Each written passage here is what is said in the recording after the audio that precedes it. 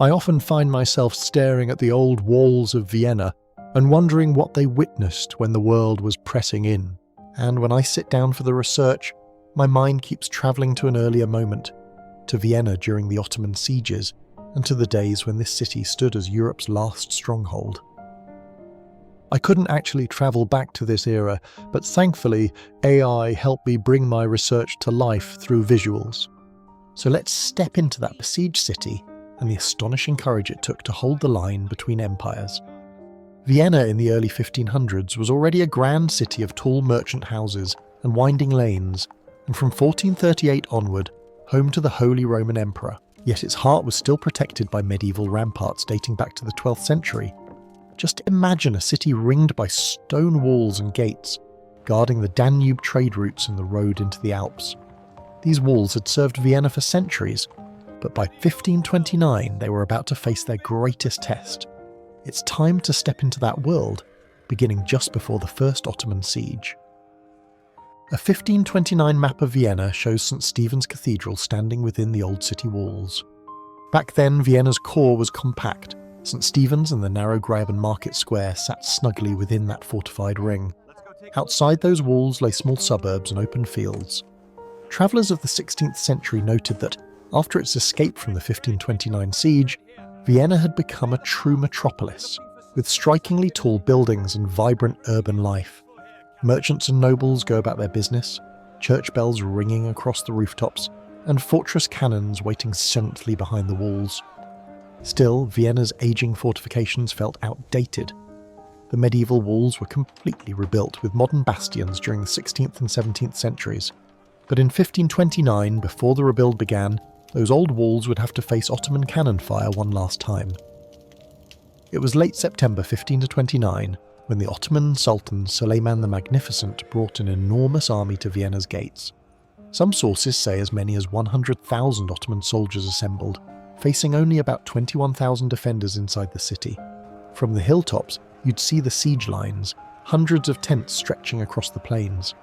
Behind Vienna's old walls, guards paced nervously, and artillery was readied. Outside, the cannons were roaring. Over the weeks from September 27th to October 15th, 1529, cannonballs smashed through walls and houses. Fierce battles broke out at city gates like the Schweidnitz Gate and in the suburbs just beyond, where many townsfolk had fled for safety. But Vienna's defenders, led by commanders like Count Salm, held on with desperate courage. They patched walls under fire and repelled attacks on the breaches. The Ottomans even tried to storm the walls during heavy snow, but Vienna's fortifications stood firm. In mid-October, with cold weather setting in and supply problems mounting, the Ottoman army finally retreated. Vienna had survived its first great test. Although the city held out, the damage was enormous. Contemporary accounts note that the suburbs suffered the worst. Most ominously, the siege proved that the old medieval walls were no longer enough. Officials quickly decided to modernize Vienna's defences. The day after the Ottoman retreat, immediate work began on a grand new fortification system. By 1530, the city was replacing its inefficient medieval walls with modern bastions on the Italian model. The new fortifications would be set farther out than the old walls. A broad open area called the Glacis was cleared around the city so that enemies had no cover for a second assault. Today that Glacis is long gone, but back then it was a deadly no-man's land around the stone ring. For decades after 1529, most buildings in Vienna focused on these military projects.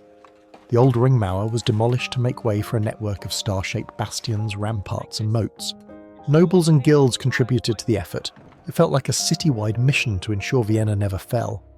Meanwhile, the suburbs that had been destroyed in 1529 slowly rebuilt along the new walls. The siege literally reshaped the city's footprint. Yet life went on. Within a few years, Vienna was already looking ahead. The Habsburg court made Vienna truly an imperial city during this time. Emperors and archdukes lived at the Hofburg Palace in the old core, but also began building summer palaces in the new suburbs. The foundations of what would become Schönbrunn Palace were laid in the 1560s. Noble families followed suit, erecting town palaces that blended Gothic remnants with Renaissance details. The Catholic Church responded to the Reformation by building Baroque monasteries around town. Vienna's skyline started to glow with new optimism, even as its citadel carried wartime memories. Over the next century and a half, Vienna quietly matured. Its role as capital of the Habsburg Empire was secure, and its economy and culture blossomed under relative peace. The new bastion walls built after 1529 proved their worth for a long time. Vienna was spared another test until the late 17th century. Inside the walls, life grew more Baroque. Many artists and architects, especially from Italy, gave Vienna an instantly recognisable Austrian Baroque character after 1683. But seeds of that style were planted earlier. The famous Austrian Baroque master Johann Bernhard Fischer von Erlach was born in 1656, and by the time of the Second Siege, he was already sketching plans for palaces. In the decades before 1683, Vienna saw the completion of impressive buildings like the Jesuit church in 1627 and parts of the new Hofburg. People walked under arcades and fountain-spouting statues, unaware that war would soon return. Life was not entirely peaceful. There were occasional skirmishes in Hungary, droughts, and even a terrible plague in 1679. But Vienna was never besieged again until 1683. Through it all, the city's population grew. By the late 17th century, traders from Italy, Poland, France, and beyond came to its markets.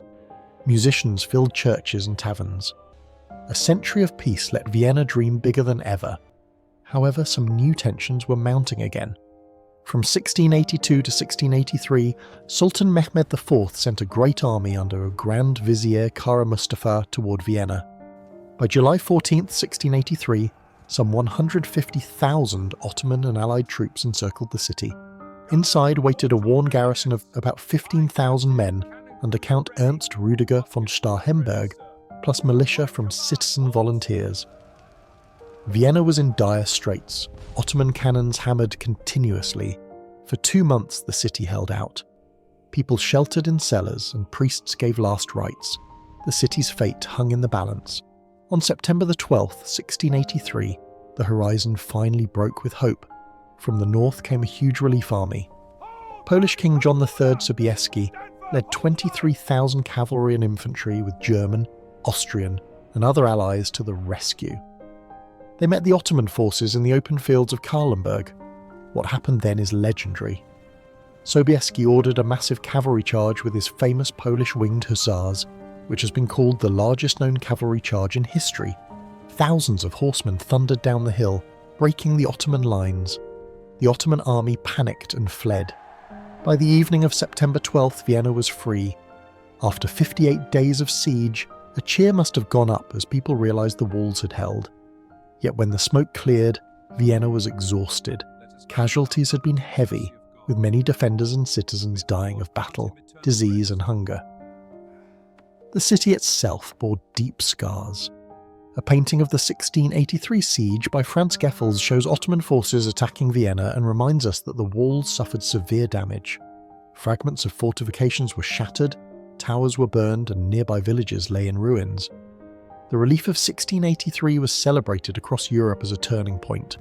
The Ottomans' advance into Central Europe had finally been stopped. For Vienna, the aftermath sparked an incredible building boom. After 1529, the city mostly rebuilt its walls. After 1683, the whole city blossomed in new architecture. In the years following the siege, Vienna's leadership channeled energy into a grand rebuild. Damaged sections of the fortress were patched and improved, and the Linnean Wall in 1704 wrapped around even the expanded suburbs.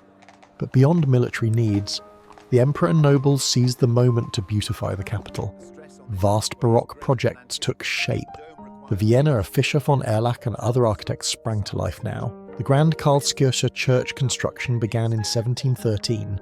The Belvedere Palace rose on hills outside town between 1712 and 1723, and additions to the Hofburg gave it that stately Baroque character. The message was clear. Vienna had endured 2 enormous sieges and survived both. Its walls had held, and its people had rebuilt stronger and more beautifully each time. Whenever I picture Vienna through the ages, I don't just see buildings, I feel the pulse of history. If I close my eyes, I can almost hear the distant boom of those 16th century cannons and smell the dust of rebuilding. Thank you for coming with me on this journey through Vienna's past. I hope this glimpse into the city's centuries of siege and renewal made you feel like you were there, among the crowds and defenders. If it did, please subscribe and like for more historical explorations. And if there's another time or place you'd love to visit in a future video, tell me in the comments. I read them all, and your suggestion might be our next adventure through time.